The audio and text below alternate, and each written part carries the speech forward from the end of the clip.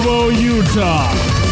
This is the ultimate Final Fantasy podcast with your hosts, Joseph DeGolier and Caleb Schweiss. This is Ultima Final Fantasy.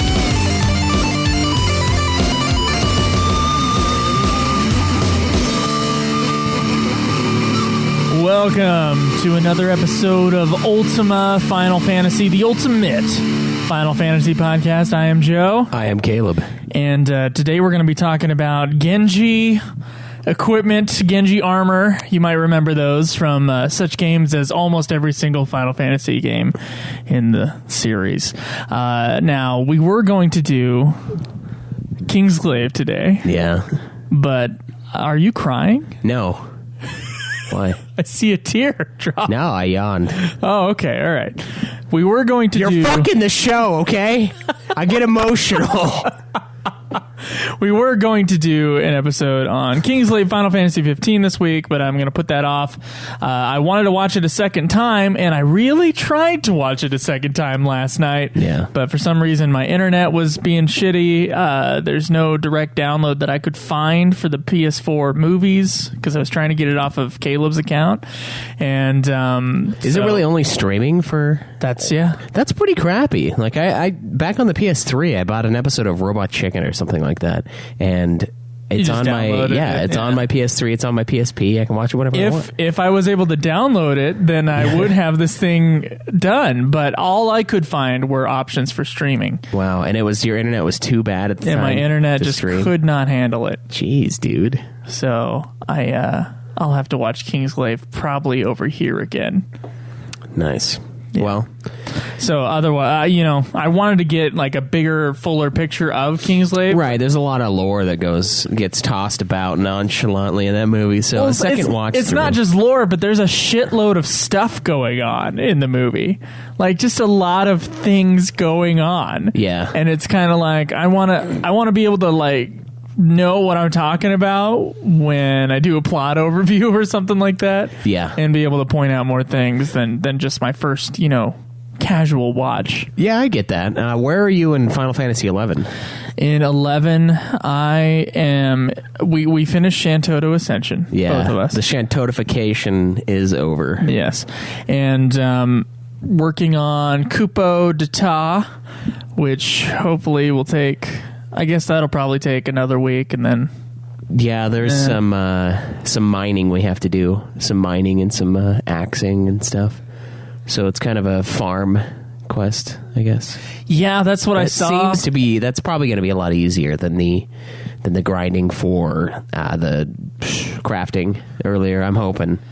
But oh my gosh. It says it just randomly drops it. Have we talked about this on the show yet? What we had to do in Shantotto Ascension? No.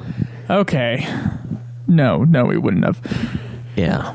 Here's what we found out about Shantotto Ascension.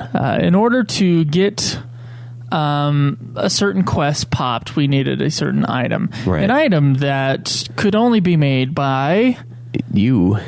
Yeah, it was account exclusive, so this is like a rare EX drop, essentially, but you have to craft it. Yep. Now, the problem with having to craft it was some of the items that we had to craft into this item, so the first tier crafting stuff was not available at the time on the marketplace, and it required us to have leveled up our woodworking, our alchemy. There was one other one that you did. What was the one you did? Leatherwork. And now, so we started off grinding out the alchemy levels because we knew we needed that to make the final product, and also one other item. So it's like, okay, we're going to need alchemy. Let's both grind out alchemy. I want to say first, like, crafting had been a complete and utter mystery to me. Yeah, I had no... Oh, yeah. I kept going to those synergy pots when we were stuck before, and I was like, something needs to happen. Nothing's happening. Yeah, no, it's in the menu. There's like... the fucking main menu for crafting. You don't go anywhere like you do for everything else in Final Fantasy XI. It's weird. It's something your character just does. Yeah, you just can craft on the spot. And I was like, oh, this is actually really cool. But I didn't know. I had no idea what that tab was before. Everything on the internet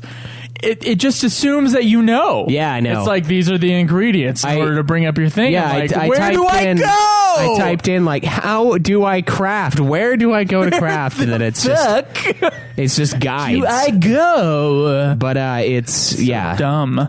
it's just wherever you are. So that was something Fucking Christ. that we had to find out. It's like, we could have... I guess, like, it would have been painful because you do have to grind those things out and it takes a little while. But at least you know how to do it now. Yeah. Before, when crafting was like this gigantic mystery of hell, I assume it had something to do with the synergy pots, but that's synergy, and that's not crafting, apparently. It's a different sort of crafting. Right. So this is synthesis, and that one's synergy, right? Yeah, that's the difference between the two. Fucking stupid. We could have.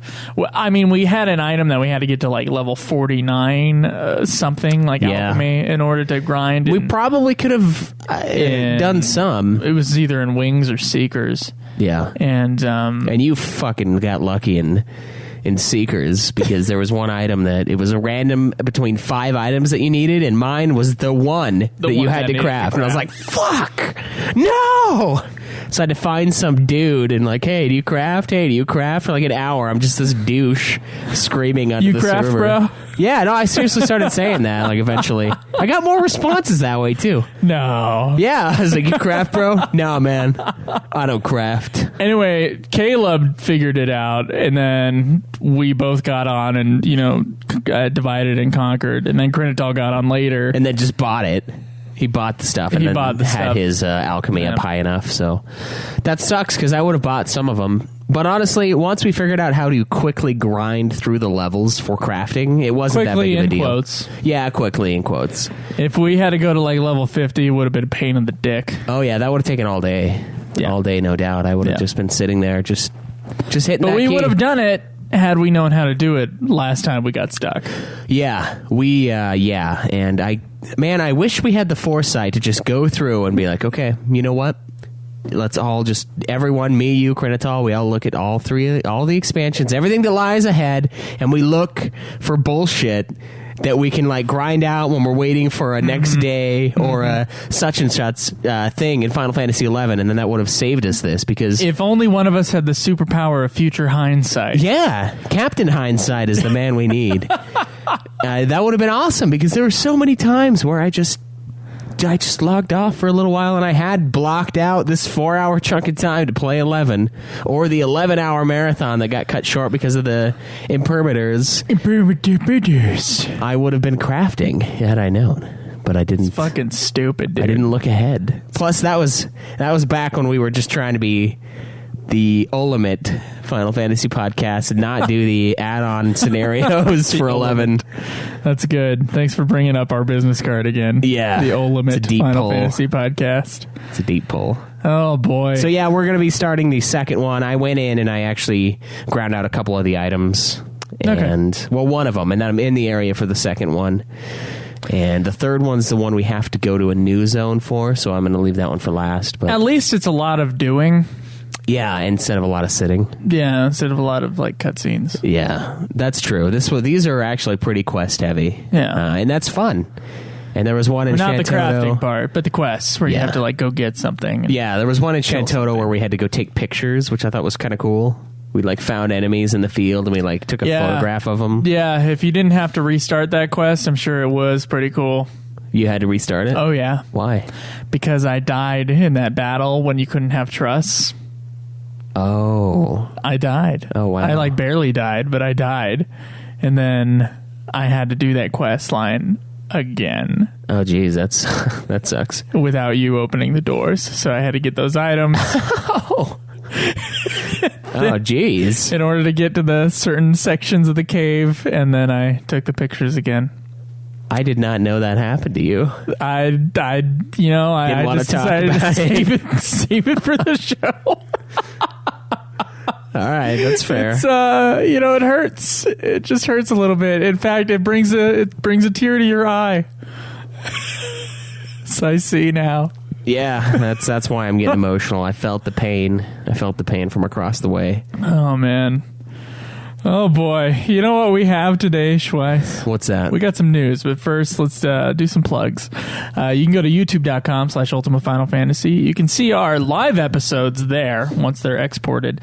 And you can also check out some Let's Play videos and all that other stuff. You can go to facebook.com/Ultima Final Fantasy and talk with us there if you want.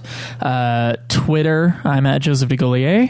I am at UFF Podcast. Twitch.tv/Ultima Final Fantasy is where we stream the episodes live every Saturday morning. Occasionally with the wrong episode description, as I realized as I'm sitting here. Oh my goodness. Yeah, it probably still says we're playing FF11. Oh, I'm sure there's some people going like, what the fuck? This is not FF11. Probably, but we're there, so fuck it.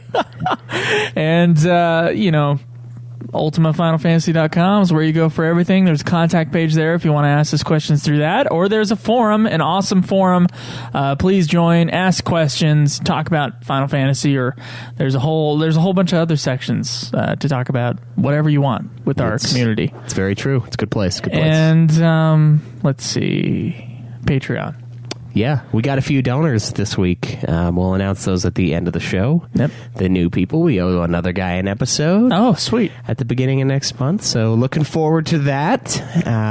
Hopefully it doesn't take like forever, like some people. But it's cool. It's cool, guys. You don't have to do it. It's just, we love them. So love to hear you guys' Final Fantasy stories and whatnot. And yeah. Let's get to the news. News.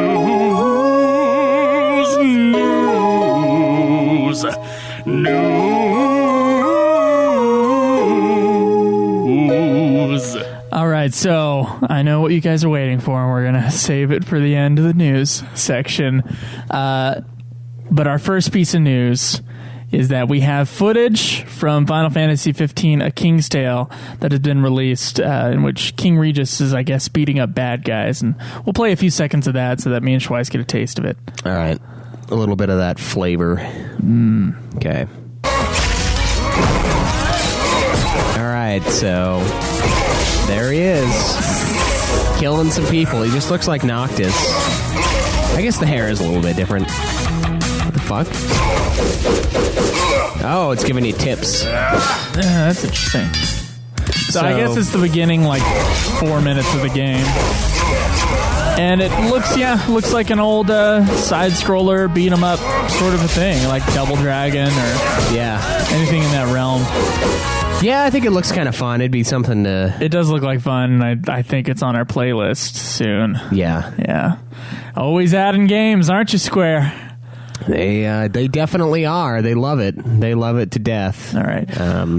Our next bit of news is that Nomura was interviewed about the Final Fantasy VII remake. And do you want to read that quote there about the battle system? Yeah, so he says, the battle system in Final Fantasy VII remake is also vastly different from the original game. So I think we need to communicate very clearly just how exactly battles will work.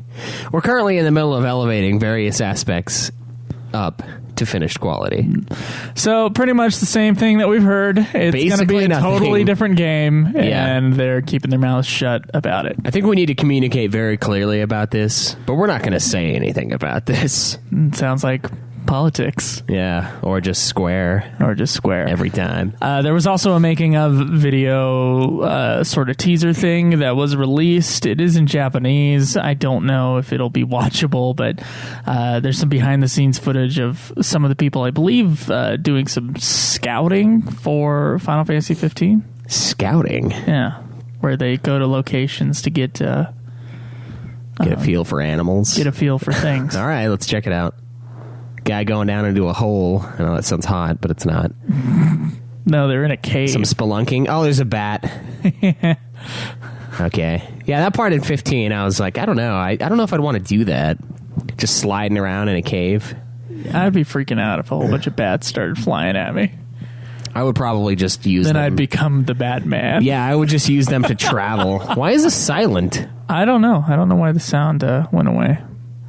But there just is no sound. Yeah, so basically you see the artist kind of going into nature and wildlife stuff, and then it cuts back to the Final Fantasy XV gameplay that reflects that. Yeah, I don't know how the little python it represents the Leviathan, but that was just something we just saw. Yeah, I don't know. I mean, they got a little tiger messing around with their car and like, all right, we'll make Behemoth like this. They're climbing a mountain here. Yeah, they're bouldering. And yeah, I guess these artists have never seen wildlife before. I don't know.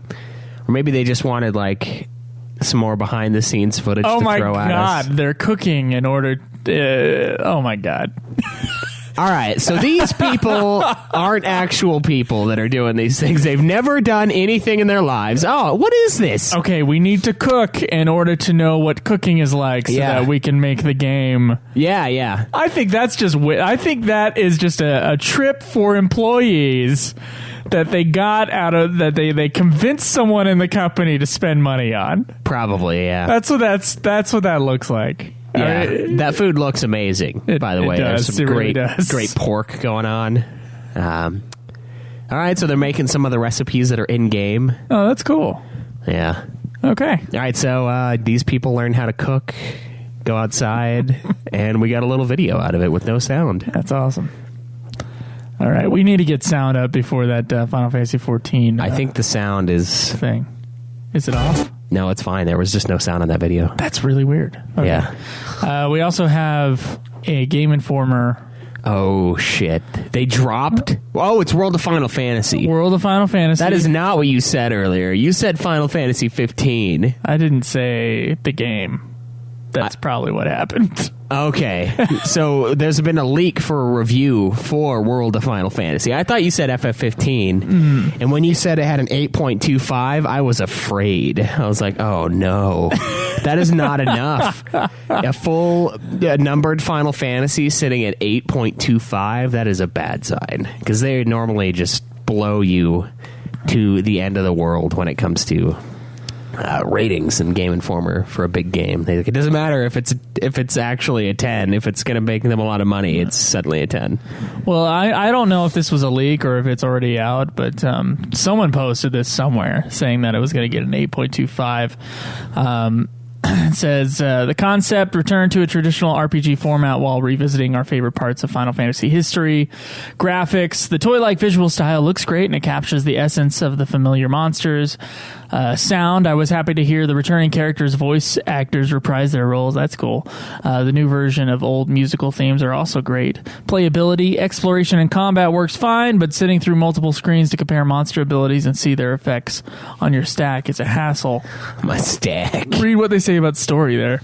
The story is awful, but the fun of collecting monsters along with a flood of fan service makes that narrative worth enduring. And the replay value they have listed as moderate. Yeah, so this was kind of an overview of what the review is, I guess. So yeah, take that as you will, I suppose. I didn't expect it to be like a big thing. No, I mean, it's probably going to be fun, and it sounds like that's something that we'll at least enjoy playing, even if the story is cringeworthy and makes us turn our brains off. So, the biggest news of all, Schweiss. The biggest news of all. Final Fantasy XIV's Halloween. Yeah, All Saints Wake, baby. So as we all know, every year around fall time, we get a sweet Halloween event in Final Fantasy XIV. It is returning. It begins October 19th at 1 o'clock a.m. and concludes Tuesday, November 1st at almost 8 a.m., oddly. So yeah, you'll need to have gotten at least level 15 and have completed the quest. It's probably pirates. And then you can speak to an NPC at the following location. It's X 10.4, Y 8.5, and Old Gridania. Of course. I think that's the same that's the same spot place as last year. Everything. Yeah, so if you guys are interested in that, go hit it up. There's going to be little items for it, gear, a minion, more stuff. Does sound pretty awesome. We did the last one. It was fun, yeah. I like the little events they do. I mean, I'm not going to go pay for 14 to do it, but I do enjoy them. All right, there's some other little minor Final Fantasy XIV news as well. Yeah, it's like a little throwaway. Yeah, I guess they're coming out with a new thing. I don't know. There's a trailer for it. I guess we can watch that. Okay. Hopefully there's sound. Okay. All right, so we got some mist, waterfall. Looks like Lord of the Rings-esque. It is. there's Boromir on the boat coming down the waterfall.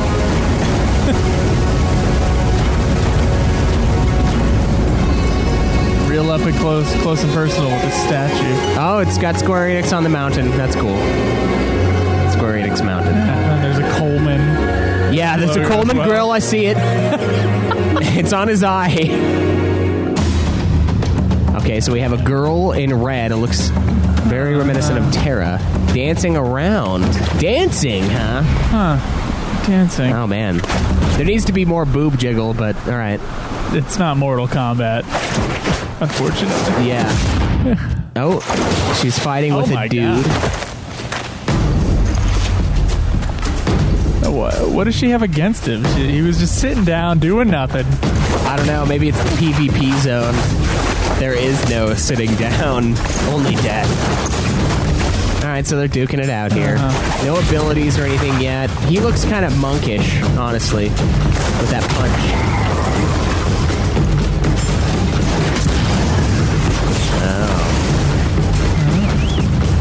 Oh, Jurassic Park reference. Yeah. Water shaking. Looks like Alamigo here. With the turbines on. There's apparently a city above, or like a temple or something. In the one area that has water.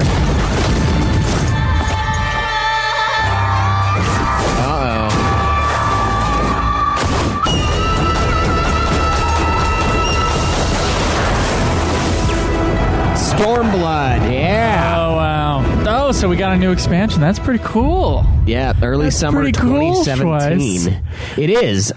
You know what? Honestly, I think... Get out of there. Yeah, get that Mr. Happy shit out. I think that we're actually going to be in the game around this time. If my projections are accurate. We might have 2 expansions to go through, which is good because that's what we had last time. We had the original 2.0 storyline and then the second stuff. Like the in-between? Yeah. So maybe we'll have even more. I don't know, though. This one won't be a completely fleshed out deal. Once we get to it, it'll just have the initial zone. Yeah, I'd never seen that trailer before right now. It's definitely not as cool of a trailer. Oh, no way. Heavensward trailer was like beat off worthy. That thing was awesome when we were there. I love Kung Fu that's not CGI Kung Fu. Like, CGI Kung Fu is uninteresting to me. Real Kung Fu, and I say real in quotes because I'm not stupid. Real Kung Fu is really what gets my stuff rolling. So, yeah. You know, I thought it was an okay trailer. I'm definitely excited. Obviously, it's the Red Mage and the Monk. The Monk is probably going to be the big one. Okay. It's the focus. Kind of like how Dragoon was the thing in Heavensward. You know, it was like big time Dragoon in the trailer. We haven't played Heavensward, so we don't really know, but we just based on what we've seen. But the Red Mage wasn't actually officially announced, I guess. He was just wearing a Scarlet Witch shirt, and it sort of teased it. Okay. And we remember what happened with the Heavensward thing, where he came out wearing a Batman shirt, and it was the Dark Knight job. Yeah. And yeah, they're like, I don't know, it's kind of awkward when he does this. Like, it's weird to me. He's like, oh, look at the shirt, you know, and he's got like, this shirt on. Is Batman going to be in the game? Yeah, I'm like, so is confused. What is this, like the greatest game ever now? Like, you got the Batman licensing? Are you kidding me right now? This is and sweet. Mickey Mouse. Yeah. Yeah, no, giant Mickey. But no, he was wearing that, and then apparently a 007 one early on that was the machinist class. So this is a constant thing with Yoshi P, and I think Red Mage would be cool. I don't really know what their place in the world would be. Like, I was thinking maybe uncapped dungeons, but like, how often do you really need to do that? I don't know. Anyway, there's been a good amount of information released for the new Final Fantasy XIV expansion. We'll get into that another time. It looks like, level cap has been raised, and yeah, of course, like standard stuff for your MMO expansions. And Alamigo is the new zone that you'll be exploring, so look forward to that. And hopefully we get to that soon.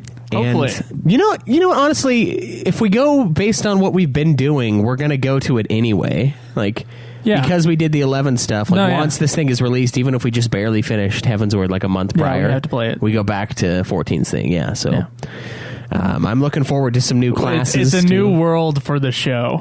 Yeah, it is. It's strange. A whole new world. Some new releases. Yeah. It's depending, of course. But yeah, that is a good point that you brought up right there. New stuff, new things we get to play now. Like not up to this point, nothing. If they're a sequel to one of the main games or an expansion, then we have to go back and play. Or 15, obviously, is going to be a new game. But so far, we've been playing stuff that's been out for like ever.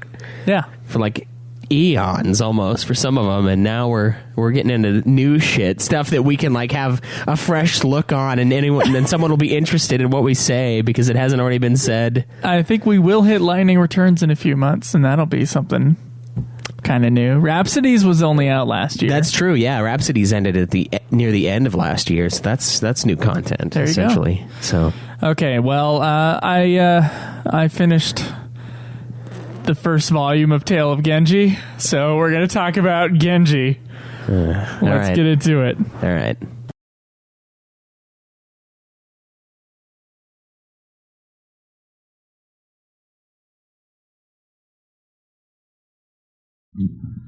Now, so this is kind of like one of those mythic origins of the whatevers.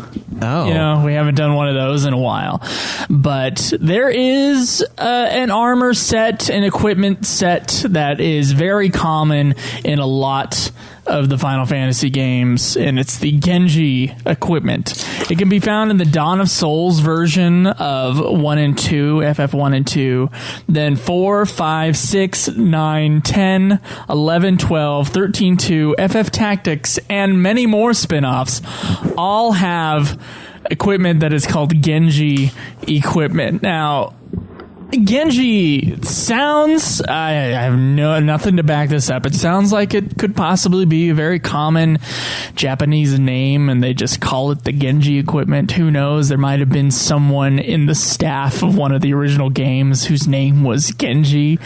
But what is more likely, and given the fact that there are, so many references to old literature and myth throughout a lot of these Final Fantasy games, they are likely based upon a really old ass book called The Tale of Genji. Probably.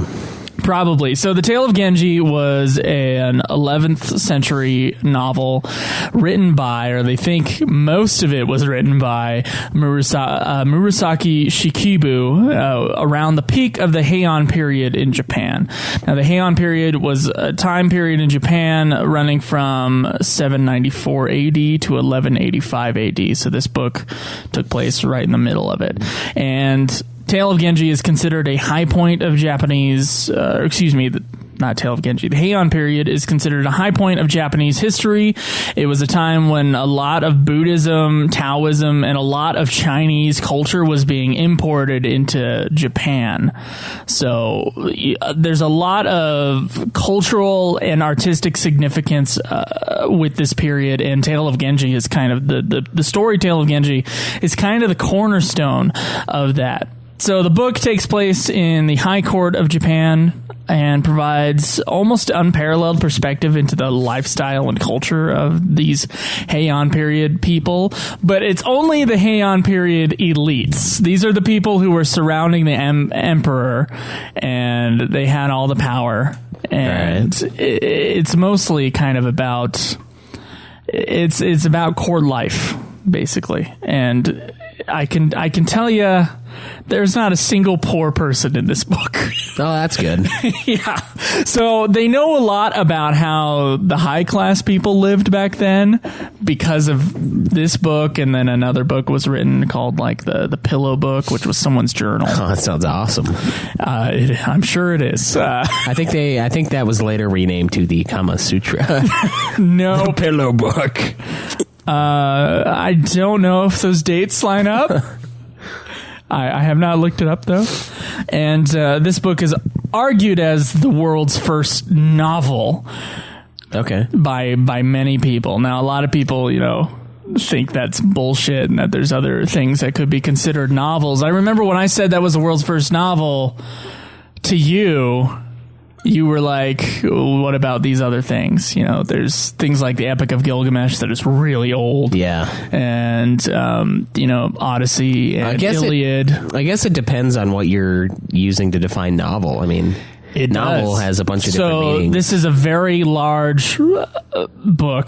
That is novel. It's prose. If it's new, it's not poetry. Even though it has a lot of poetry in it. I will say it's much like Lord of the Rings, only the poetry is much more interesting than Lord of the Rings poetry. Yeah, much more, you know, beautifully written, at least beautifully translated, and it's, I don't know, man. It's an interesting book.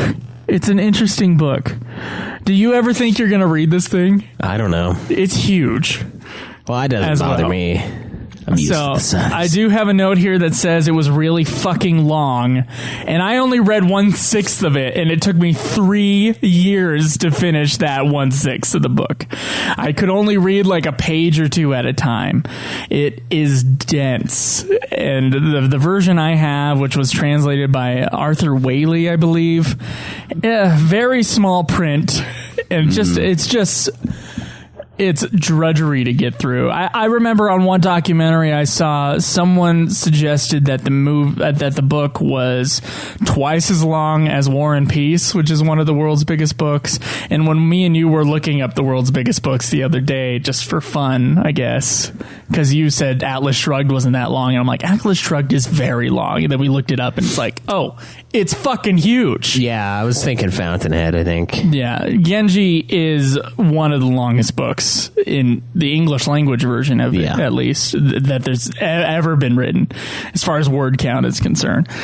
There's over 400 characters in all, and believe it or not, with the language and culture of this Heian period high court, it's almost as if, like, they didn't name any of the characters. You were supposed to just know who the character was by the context of how it was written in the book. So modern translations, including modern translations into modern Japanese, they've named the characters. Oh, that's good. Yeah, so... Why do they do the Russian literature thing where everyone's named Nikolai, and sometimes they call him Nikolai, and sometimes they call him by their last name, and then sometimes they call people who aren't even Nikolai, and you're trying to read it, and you're like, oh, what the fuck is this? What book are you referencing? I've never read Russian literature.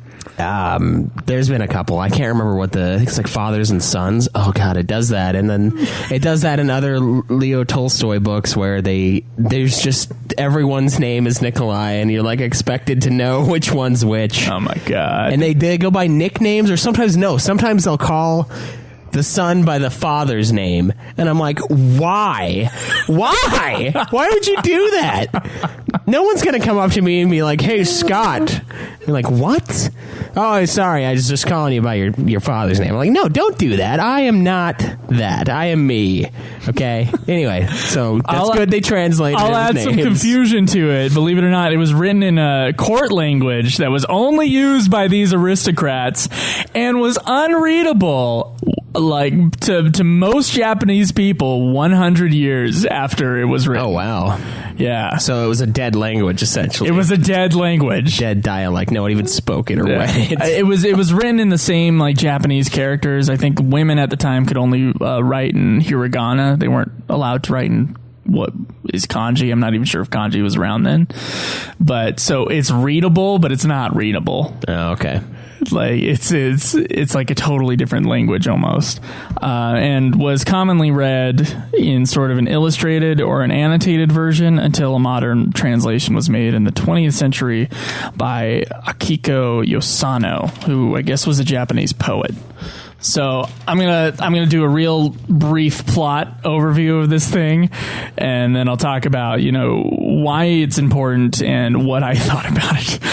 So it recounts the life of this aristocrat named Hikaru Genji, which is the son of the Japanese emperor at the time, and he spends his life in affairs that leave him empty and ultimately unfulfilled. He has an affair with one of the emperor's new wives, who apparently looks like his mother. That's like a big deal. And then he finds this little girl who apparently looks like his mother and raises her to be his future wife.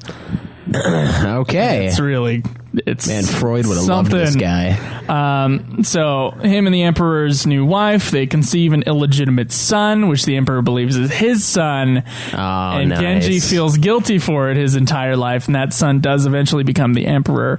There's some other hotties at the court, and he kind of has affairs with those women as well.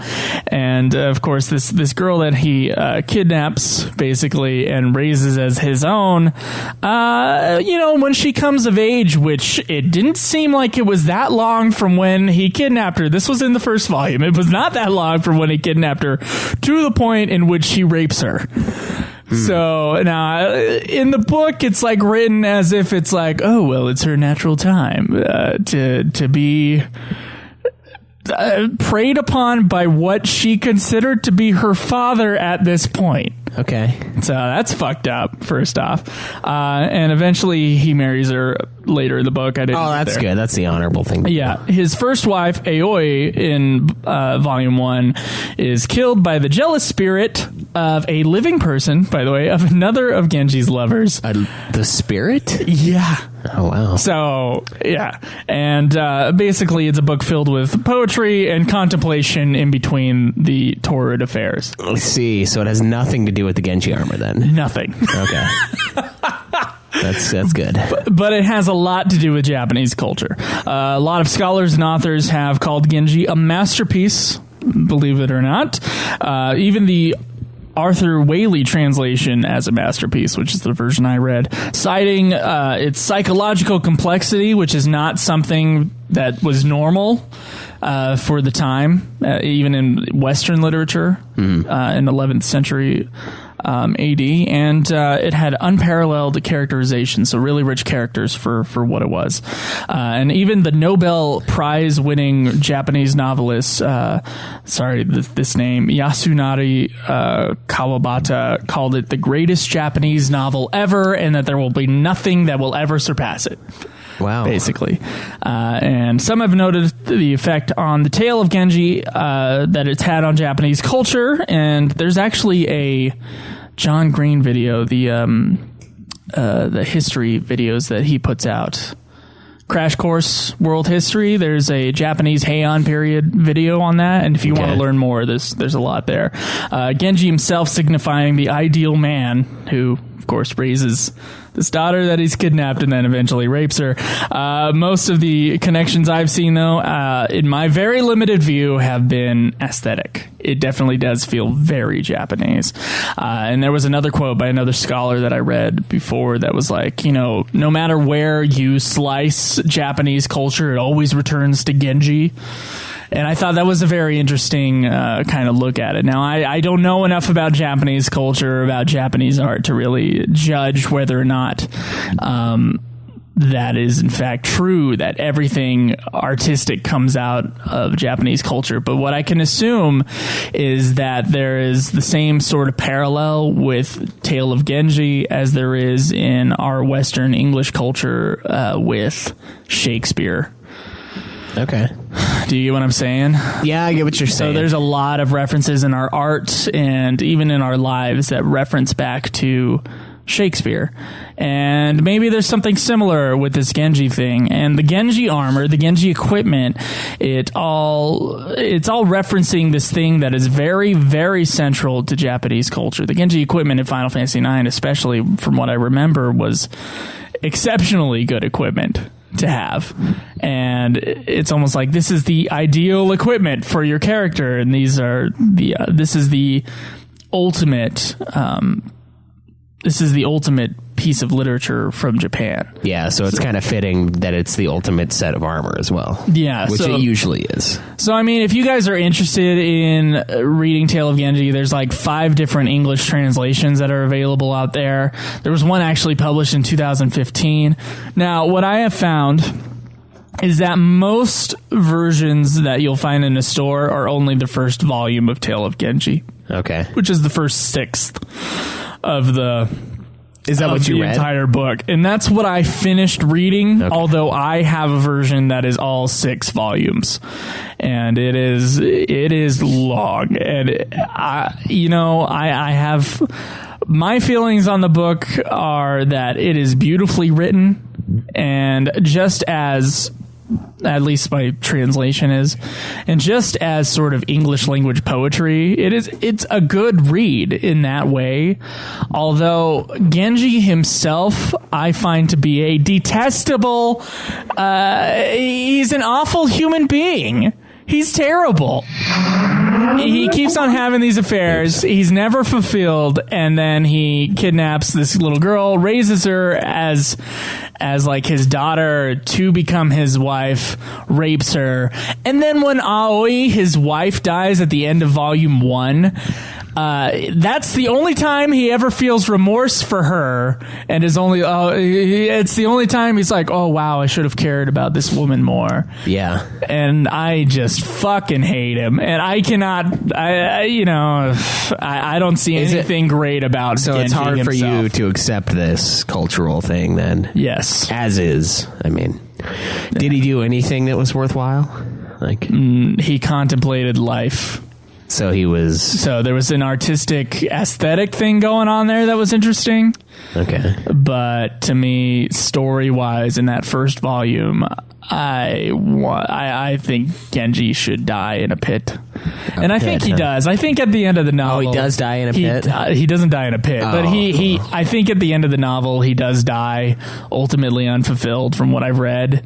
And then the novel keeps going. Like the last sixth of the book is about two other people that were related to him. Oh, that's interesting. And apparently the book ends in mid-sentence. Nice. Yeah, it's bizarre.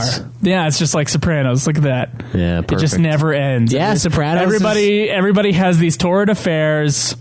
They're all fucking each other in many different ways. This is Tony Soprano. It carried over to Western culture. It carried over. Look, it's the ultimate story, clearly. So it's an important thing with Japanese literature. I think people who might have been wondering where the Genji armor came from and why it's always repeated in these games, maybe they didn't know where it was from. So that's what I got for you guys.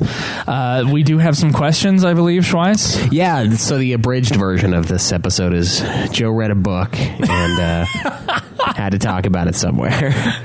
I did have to talk about it somewhere. I promised months ago that I was reading this thing and that we would talk about it. All right. Well, we do have... I don't know if this is really a question. It's more like story time, so I'm not even going to play the question jingle for this. This is Shinru. He sent us a 15-minute thing that I've only listened to like half of, so let's check it out. Oh, thank you for the news, Shinru. Yes. Hello, Ultima Final Fantasy. This is Shinryu speaking. Oh, boy. And yes, I said Shinryu, since that's how you correctly pronounce my name, but there's no problem with the way you guys been pronouncing it for over 2 years now. Well, I give Schweiss a pass because he never took Japanese classes, I heard. But you, Joe, I'm a little disappointed in you because you should know how to pronounce Shinryu and not Shinru. But, over time I actually enjoy the mispronunciation of Shinryu, so that's okay. Today, I have a question and a story for you guys. Oh, I guess there is a question. Sorry. So, Question first, I'm going to tell this small story that happened to me about a week and a half ago. It involves Final Fantasy, so it's still on topic with the podcast and everything. So, let's get started. Basically, I was, browsing Craigslist, looking for some Final Fantasy games that were being sold in my area. And you know how Craigslist is, it's full of ads and like weirdos and who knows who's selling stuff. You could show up at some place and just get stabbed by random people. I mean, you hear about these crazy stories on the news of people getting like mugged or beaten up just by going to pick up like some random video game items. So I come across this seller that's selling Final Fantasy I've never IV, heard that story. The Nintendo DS version, which is the 3D version that Caleb Craig played for your review. I remember both of you guys playing in. I think, Joe, you played the PSP version and Schweiss played the PlayStation 1 version, whereas Caleb Craig played the very hard and difficult Nintendo DS remake. So, kind of feel bad for him there. Okay, maybe I shouldn't feel bad for him, but I already owned Final Fantasy IV DS, but this version of FF4 was the European version, which has alternate cover artwork, and European cases are actually thicker than the North American cases of DS games. So the American DS cases are black and thin, whereas the European cases for Nintendo DS games are transparent and thick, because they include a booklet that's like multi-language. I think it has like German, Spanish, French, English, and Italian probably. So yeah, it has 5 languages in the manual. So it was pretty cheap. It was like $12 or something, and he had other items for sale, and he said like, contact me, I'll tell you what else I have on sale, at the moment. So I contact this guy, don't hear anything back for one day. The next day I get up, email, open it, he's like, yeah, sure, we can meet, my house is like over here. He starts giving like explanations on like where to find his house, and I'm like, no, like immediately like shut down. I am not going to your house, man. Like, I don't know you. This is like some random site on the internet. For all I know, you're like waiting to like mug me or something, like steal my kidneys. So I call him because he gives me his like phone number. So I call him, and it sounds like some 35-year-old guy on the line, so at least it wasn't some like crazy old dude or something. But he's like, yeah, my house is over here, and he starts repeating the same thing he said in his message. So I tell him, hey, if your house is near there's actually like a mall with like a video game store, kind of like a GameStop or whatever. How about we just meet in front of there? We can do like the trade, or you bring your games, I bring the money, you can show me in front of this game shop, we can meet there. He's like, oh, okay, yeah, sure. So we decide to meet like 6 hours later, in like the afternoon. So I arrived there like 1 minute before our meetup time, and I just couldn't find him, so I go inside the game store, and as I'm leaving, like I went in just to look around for like 30 seconds, and as I'm leaving, I see this guy like approach, and he immediately just looks at me, and he's like, oh, he says my name. I'm like, oh yeah, that's me. Shinru. So I walk up to him, and he like immediately pulls out of his pocket like the Nintendo DS case. Whoa. Like I don't know how you can have pockets huge enough to fit Nintendo DS games in it, but he just pulls it out. I'm like, oh, okay, thanks. And he's like, yeah, and I have more games and stuff if you want to come to my house. And I'm like, you want to get in my van? Okay, I'm also looking for my dog. You know how like creeps or whatever with like kids will be like, yeah, I have candy right here for you, want to go back to my van? There's like a lot more where that came from, sort of like enticing me to go back to his house. Yeah, we know all about that. I'm like, okay, sure, whatever, man. These episodes don't make themselves. I walk with him. His house is like 2 minutes away, he says, so we're just walking there. He's like dressed the typical gamer stereotype, I guess. Khaki brown shorts. He's got a neck maybe beard. They were beige or whatever. Yeah, I've never worn khaki brown shorts, but all right. Like flip-flops. Never. Flip-flops with like socks. Flip-flops with socks? Who do you hang out with, man? Flip-flops and socks. But I mean, he was near his house. I guess he just got out and decided to like walk just 2 minutes to meet me. But I'm pretty sure you guys don't wear flip-flops and socks, and neither do I. So I thought that was kind of strange, but whatever. So we head over to his house. We're talking about video games on the way over there. He's a fan of Final Fantasy, sort of. He's only played like the original 8 games, and then it was Grenadol after 9 came out. Dun, dun, dun. So we finally reach his house. It's like it's a nice house.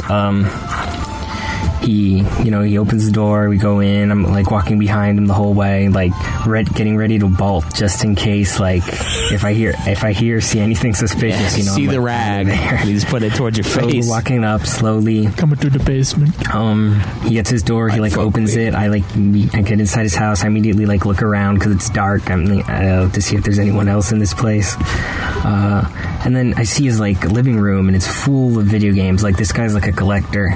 Like, he probably has, like, I'm a collector too, sort of, but this guy has like glass cases to like hold his like expensive games in. Like, I'm talking like he has like some serious collectible items and things in here. Like, he collects Nintendo mostly.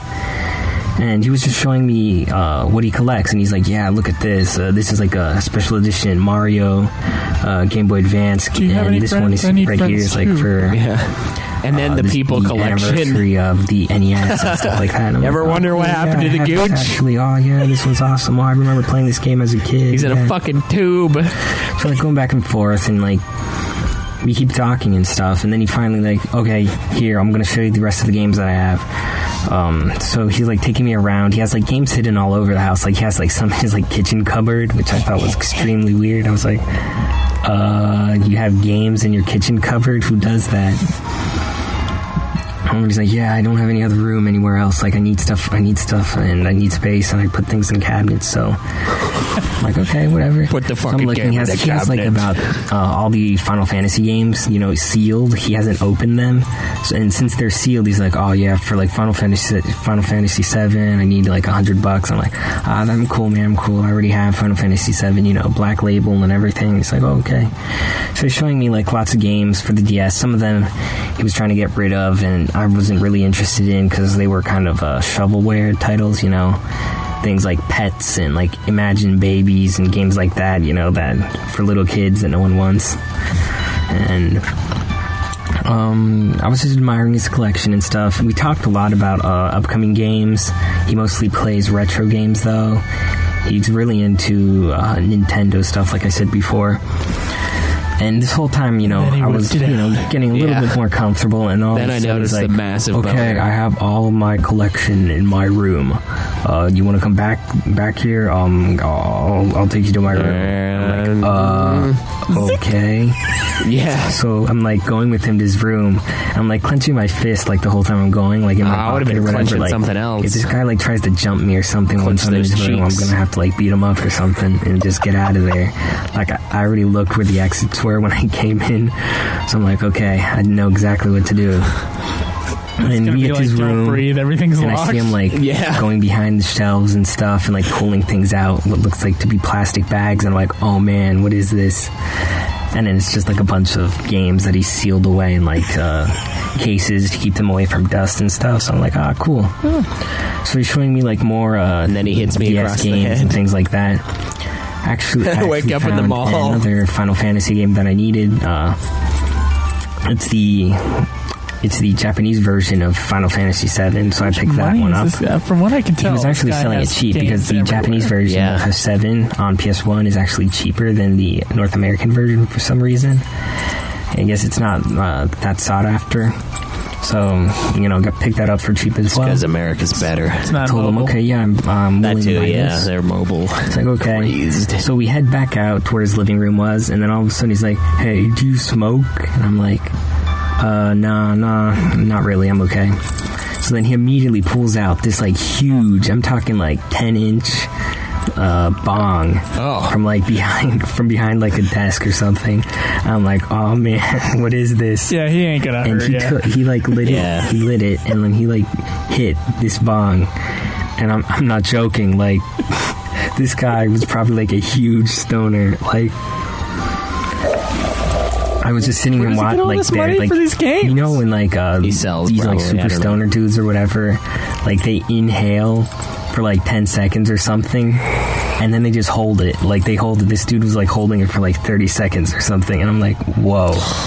And he like lets it out, and it just blows all over the room onto my clothes and like everything. And I'm like, oh man, I have to go out later. People are gonna think I'm like baked or something. I'm like, I don't do drugs or stuff like that. So I was like, oh man, this sucks. So I'm just there chilling, like relaxing, like, yeah, this is okay and stuff.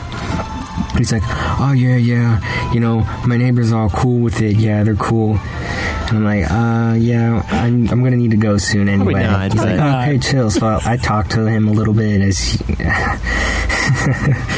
and you know, he was like starting to talk a lot slower than he was earlier. And I don't know, I must have talked to him for like about 10 minutes. And then I'm like, I need to pay, I need to go somewhere. And he's like, oh, okay, yeah, sure. He's like, we had a great conversation. He's like, I don't have a lot of these, so I'm gonna give you like, I'm gonna give you like a price cut on all the stuff. And he basically like gave me some of the stuff for like about 30% less than we was gonna sell it all. So I was like, hey, yeah, sure, man. So, you know, I gave him the money, bought it, and just left.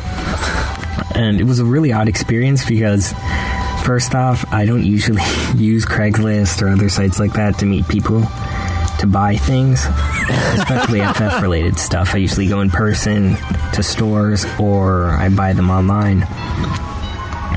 But it's kind of funny just how you find FF fans, or sort of FF fans, in the strangest places. And this guy wasn't the biggest FF fan, but he has played most of the earlier games, and he does own all the current games sealed for his collection. So he has like a lot of FF games that he has never played. So I was talking to him about stuff like Revenant Wings and stuff like that, and he's like, I never played it, but yeah, I have it. I'm like, okay. So just be careful if any of you guys out there, I know UFF listeners, if you guys plan on buying anything on Craigslist, it's probably best to take a friend with you or a weapon if it's legal where you live, because, oh man, it's kind of intense, because you think like, it's just going to be like a regular Pokemon person. Game. But when you don't know people and they're strangers, you always think the worst, you know, like, is this person some serial killer? Is this person like actually who they say they are? You know, it's not just like catfishing or stuff like that. Like some of these people could seriously like be dangerous. So just be careful out there, guys. This was a funny experience just because I got a cool game out of it. Yeah, from and it was sort of a funny story. So I hope you guys enjoyed that. And now for my question. Finally, Bill and Caleb, have you guys ever had a strange experience with a stranger involving Final Fantasy and a rag, or games in general, or maybe not having to do with games? Like, have you guys ever gone somewhere that you didn't know anyone, or had to meet some stranger in some place to buy something, and you both were a little bit on edge because you didn't know each other, you didn't know if the other one was either a criminal, they didn't know if you were a criminal, you didn't know if they were a criminal.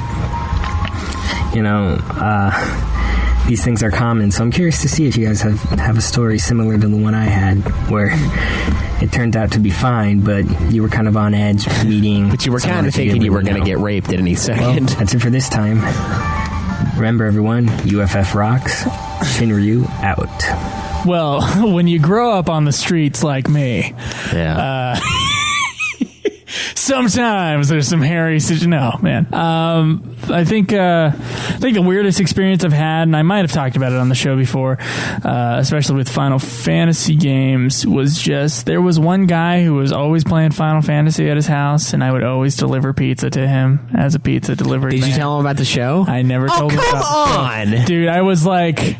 There was part of me that thought that he might be a listener because he was into Final Fantasy so much. Yeah. And so I was like afraid to be like, hey, so... Oh, you should have just been like, hey, there's this great podcast out there if you like Final Fantasy. Yeah. I listened to it. It's pretty good. It's called Ultima. Maybe. Anyway, he was playing Final Fantasy IX, and he was playing it a lot. I could hear the fucking soundtrack coming through his window. It was like so fucking loud. And then he came up and I was like, oh yeah, that's a good game. And he's like, yeah, it is. And then we talked about Final Fantasy for a while, and he fucking hated 13. Oh yeah. Hated it. And I was playing 13 at the time. And I was like, well, I thought it was all right. Yeah, he's like, no, shut the fuck up, pizza guy. He was pretty much that way. Don't you say shit about that being all right. That was pretty much the attitude. And also his place smelled like weed a lot of times that I went over there. So maybe there's a connection with weed and gaming. Oh yeah, there is a connection between weed and gaming. That's why I'm so good in shooters, because I'm not high and I can actually do it. Although I reach, you get drunk a lot. I reach these pinnacles of like where I'm kind of drunk and I get really good, and then when I start to get really drunk, then it starts to like kind of fall a little bit. So there's a superpower involved with altering your state. And I truly believe it. Although I don't know for the Mary Jane. I don't know if that's the same. But have I had anything like that? I don't think so. It is weird, though. It's weird when you find people that are into the same thing as you, but they are like completely opposite of everything that you are. It's strange. It's like, how can you like Final Fantasy and I like Final Fantasy? You live. It brings us together, Schweiss. Apparently, but you know what I'm saying, though. Like, it's this guy that Shinryu talked to is everything that I'm not, it sounds like, and yet we both play games. We both do the same thing. It's crazy. I think after a while, when you're hanging out with a certain group of people and you're in these environments, you almost assume that everyone's like you, and this is a cool example of, it's not always the case. There's plenty of people that are down with the gaming and with the Final Fantasy, and I've only sold one thing on Craigslist, and it was a copy of Far Cry Primal, and that's a safe game to sell because normal people play Far Cry, right? And it went fine. Like, I even gave the guy a discount because I made him wait forever because I left the copy. I forgot I loaned it to Joe, and I tore my house apart looking for it. I'm like, where the fuck is Primal at? I want to sell this thing because I platinumed the game. I'm probably never going to play it again. I'll just play another Far Cry. And I was like, finally dawned on me that it was over at Joe's, and I went and sold it to him for like $5 less because I'm like, sorry, I wasted your time. And it was fine. He was a normal dude. He wasn't high. He didn't try to take me back to his house. He wasn't like, do you I'm like, do I what? So I'm kind of slow when it comes to people, trying to get the Schweistercock. And okay. Yeah, like Caleb Craig was on you for forever. Yeah, it took him years to get into my pants, and it's just an example of it's just one of the many examples of that taking place. But no, it's crazy, and I'm glad that nothing bad happened to you. For a minute there, I was gonna suggest that you take this story to the police, but I guess now it's fine, Shinru. So yeah, how the fuck does that guy get money though to get his? Dude, I can't. I don't know. I don't know how that works. I don't know. Well, maybe there's some high functioning big bong guys. Well, there can be. My aunt and uncle were like meth heads, and they worked. Yeah, did they? Yeah, they had we had this conversation before. You're right. Yeah, it's crazy. So I guess it depends on you. I have only ever met super lazy, super losery people who smoke marijuana. Yeah, and I know my experience is limited. I do live in Utah, and it's so there's 3 people. Not that cool here. Yeah. And I have I had a lot of friends growing up that smoked weed. Oh, and really? You know what they all are now? Fucking losers. Wow. All of them. Not a single one has. One got into like hard drugs later on, and now he's in recovery and all that other stuff. Now that's only one of them. The rest just smoke weed still, but they just do nothing. It took my friend till he was like 25 to move out of the house. And he was just, I don't know, man. I don't know. I've never seen like someone be like a high functioning. Maybe they have to be the type of person who's like on speed normally, and then they just have to mellow out. Yeah, maybe. On weed, I guess. I don't smoke weed, so yeah. What do I know? Yeah, me neither. Yeah, I don't like it. So we do have a question, voice recording question. So let's see if this is the right one. Hey, Caleb and Joe, it's the Game and Asian Cajun, V1 Nation. And my question Which for y'all one are today you? is, whenever you rank your games, I know that y'all are getting pretty close to done with 11 here. Whenever you rank the games, though, and you think about, well, I like this game a little bit more for this reason, or vice versa, what usually weighs a little bit more for y'all? For example, I know there was an episode a while back where the doctor guy asked y'all about rating based on characters, story, music, and all that. But, do you ever play a game and you think, wow, I really rank like Final Fantasy X, for example, lower because maybe you're not a fan of Tidus, or maybe you rank 12, in Caleb's case because of the gameplay. You just absolutely love the gameplay, love doing all the hunts. So I'm really curious about this because I think with some of these spin-offs coming up and the sequels and everything, I'm really curious to see where y'all rate things because there are certain games that, I really think spin-off-wise and sequel-wise that actually compete with some of the main series as far as fun factor, story, characters, and all that stuff. Welcome to the fun anyways, factor. Hope y'all are having a great day, enjoying the podcast, and enjoy the grind. Bye. Thanks, man. Thank you very much, Asian Cajun Streamin' Nation. Yeah, the one-man wrecking crew. Honestly, for me and Joe, I know this is the same. Story weighs a lot. I mean, it's a Final Fantasy game. The story is supposed to be a big part of it. Now, admittedly, a lot of their stories are kind of convoluted and don't really make sense in many ways, like FF10. No. But still great. Still awesome. Still, it leaves things open, and I love that. I love things being open for interpretation and even maybe having some plot holes at times. But honestly, as long as the story is engaging, needs to be emotionally engaging. Yeah. Not so much intellectually engaging. I don't know if that's as important. Certainly, I think 10 only falls apart if you think about it really hard. Yeah. Yeah.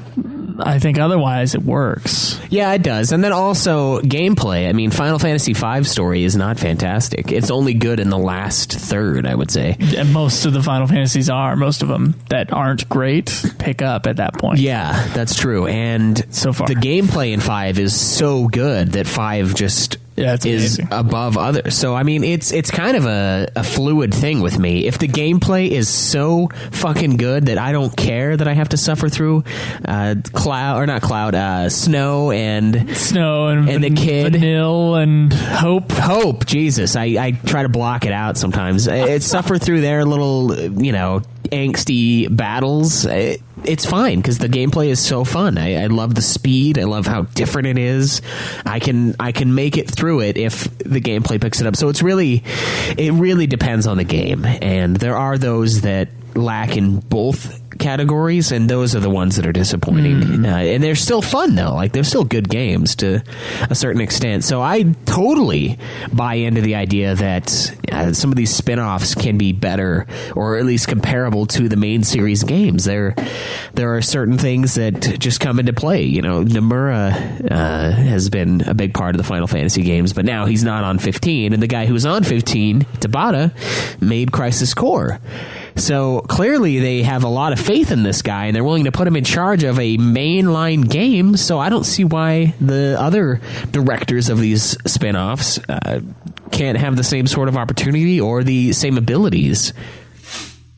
Just because you're not the main man doesn't mean you can't make a good game. Is essentially what I'm getting at here. We made our rating system on Nude Clan sort of based upon what we do here. I mean, here we kind of compare it to other games in the series because that's the show it is. Yeah, that's the point. But I mean, we always talked about gameplay, we always talked about story, and almost as like the two big things that are even. Yeah. And then we also have sound and music, and then we have the look of the game, or what we call design, and then we have replayability, which is a new thing we put for Nude Clan. Right. To me, weighing those 5 things together, I think gives you a pretty well-rounded view of any game. And yeah. I like what we've done with our Nude Clan rating system. Yeah, it's really solid, I think. And so, but it's kind of how we've been I think, at least discussing the Final Fantasy games when we get to a review. Yeah, maybe not the replayability part. Not the replayability, but the other parts. Yeah. But yeah, everything else is sort of the algorithm that we have in our own minds to, okay, which game is better to us. And it really does depend, though. There are certain aspects of 12 that I absolutely love. It's in my top 4, but the story, not my top 4 at all. And the story is like the biggest thing. So honestly, if the story of 12 were as good as the story of 10, it might be my number 1. But it isn't, so it can't. So it's like a give and take thing with how we rank these. So I look forward to all the spinoffs. I look forward to having a game that challenges the main series lineup. Has there been a game so far that you've liked spinoff wise more than a main series game? Well, more than FF1, yeah, probably. Yeah, After Years. Yeah, I think After Years is more fun. After Years is very good. Crisis Core might have been more fun. The late game stuff in Crisis Core, I don't ever want to play again because it just becomes the same thing. Go look through the dungeon until you find the last guy, fight him, and then you get to another dungeon. At least it's a nice short game. Yeah, no, but I'm talking like trying to grind out for for your stuff, the ultimate boss fight. You're right. It's disgusting. No, yeah, I'm excited to get to 13 too, which I've heard from a lot of people that it's better than 13. Yeah, it improves on a lot of things, including the one gameplay aspect that I can't stand. Everyone just huddling around the tank, fucking morons. But that's something that apparently they fixed, so I'm excited. And I know nothing about 13.2 essentially. Like I know there's a chocobo something chick that's like almost naked, which I'm looking forward to, and then there's something with time. I don't know. Maybe that's 13 Lightning Returns, but it's like a complete unknown to me. And that's, I don't know. I'm excited to get more into that as we continue the show. Because for the most part, I've played some of each game that we've gone into. Do we have any iTunes reviews, Schweiss? Thank you very much for the questions and the stories, Shinru, and yeah, and also Asian Cajun. Yeah, once again, thank you a ton for the news. We really appreciate it, Shinru. But we do have a review, thank God.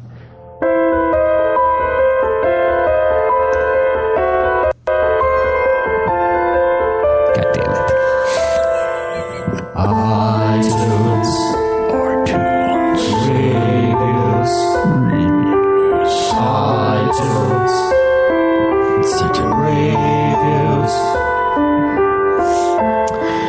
This is a 5-star review titled Great Podcast by 500 for your fan club. It says, it's nice hearing an homage. Are you trying to screw up? Yeah, I'm trying to think of a way to fuck it up to piss you off. Say homage. It's nice hearing a homage to the fandom from people that have a sense of humor about themselves. I've seen some of the less favorable... Schweiss does not have a sense of humor about himself. I do too. He has a sense of humor about me. Well, it's I choose... Himself. Look, I'm like electricity. I have an easier... I go for the easiest thing. It's easier to... Path of least resistance? Path of least resistance, okay. Yeah. It's easier to mock you or mock you mocking me. All right. I've seen some of the less favorable reviews on here, and it's true. These guys clearly don't always know exactly what they're talking about, but with 30 years of games to look back on, who can blame them? If you want pinpoint precision on your facts, so you can spout on about how hardcore you are, go read a wiki page, and I'll say fuck off. For everyone else who loves the FF series and a good laugh, this is an easy recommendation. Great job, guys. Keep up the good work. Now, this review... Shinru, I just want you to go back and pause the episode right now and then go back about a minute and listen to this review again and then pause it and then go back another minute and one more time and then get on us about FF11 stuff. Because he probably will still. I don't think he'll care. All right. It's true, though. We don't know everything, and we've only played some of these games one time, and we appreciate the fact that you're okay with that. It's not about being hardcore and like so into it that we are. I mean, if you're when it comes to your choice in podcasts, we appreciate that you chose Ultimate Final Fantasy. We do, yeah. Final Fantasy podcast. Yes, we do. We realize that we're not perfect, and obviously some of our listeners also realize that. Oh yes, they do. And we do enjoy the corrections, though, so keep those coming. I mean, that's a segment that I enjoy. I want to know. I enjoy the jingle. It's just a good opportunity to listen to that jingle, which I think may be a masterpiece. Yeah, it's a good one. Jingle masterpiece. Schweiss, I'm not going to play the jingle for questions from us to you, but I will. Is it the same one? I will remind you, we need your opinions for Kingslave. Yes, next week. If we don't do the 11 stuff in time, we will be doing Kingsglaive. Now, we've kind of slowed it down a little, and it's not as big of a rush for the 11 stuff because we're just kind of planning on doing Revenant Wings for the month before, Yeah, and then 15. That's going to be easier on Joe and myself because we're working on Emmanuel's song, a short film that you can help us out with if you'd like. And it's just going to be easier that way, and we won't feel as rushed. And 13-2, I want to get another platinum in a Final Fantasy game. I'm kind of disappointed in myself on the 10-2 escapade. I want to make up for that, so we'll have time. Okay. Well, Schweiss, they can check out our other shows, Getting Fat with Caleb and Joe, which is currently an Emmanuel song podcast. They can check out Nude Clan. And they can check out the Godzilla podcast. Yes. Also, super sexy swinging fan fiction for all of you fan fiction erotica lovers. Mm-hmm. And you can leave us a message if you want at 385-204-3921. We're also looking for memories of Vanadil. So if you have any of those, call those in or put those on the forum. UltimateFinalFantasy.com is where you can find everything. Twitch.tv/UltimateFinalFantasy is where you can see us stream the episodes live. YouTube.com/UltimateFinalFantasy. If you don't catch the streaming live, you can follow up on it there. Facebook.com/UltimateFinalFantasy. And tweet me at UFF Podcast and at Joseph DeGollier. And last but not least, our Patreon. Yes, our Patreon. Oh shit, I forgot to pull up the new donors. Pull them up, dude. Well, whip them out. Oh, I will. Every time Shinru was talking about the one dude like pulling something out, I was like, oh my god. You know what's hilarious is this one's actually from a guy who gave us a ton of shit on Nude Clan. So we have one from Hillthing. Thank you so much. He's got a recent pledge. And then also Danzig's, the man who gave Nude Clan 2 stars because we're idiots and don't know what we're talking about, is going to be on an episode. And I'm stoked for that. This is going to be a roast, I hope. Danzig's, roast us, please. Oh, Jesus Christ. or we roast Joe. Either. Oh my god. Yeah, we just like come up with a bunch of stuff. No, really though, that's going to be awesome. Thank you guys so much for your donations. It really goes a long ways for the show. We're currently using all the excess funds to get us down to that, or up to that KupoCon event in January. Yep. Things are looking pretty good. We're probably going to be able to do that, and it's going to be awesome to see some of you East Coast listeners out there. It's going to be a lot of fun. Yeah. We're also going to Distant Worlds too, so sweet. Hit that up. I would highly recommend it if you have the money. Yep. And the means. All right, we shall see you guys in 1 week. In 1 week. But until then, enjoy the grind. This has been another production of Ultima Final Fantasy, the Ultimate Final Fantasy Podcast. The show was produced by Joseph DeGollier and Caleb Schweiss, with music and editing by Joseph DeGollier, parodies and clips from their respective authors, of course. You can get all of our episodes as well as our Let's Plays at ultimafinalfantasy.com. You can also contact us on Twitter at UFF Podcast, as well as our contact page on our website. Be sure to subscribe and review our podcast. Your reviews may get read on the show, and look forward to the next episode of Ultima Final Fantasy, the Ultimate Final Fantasy Podcast.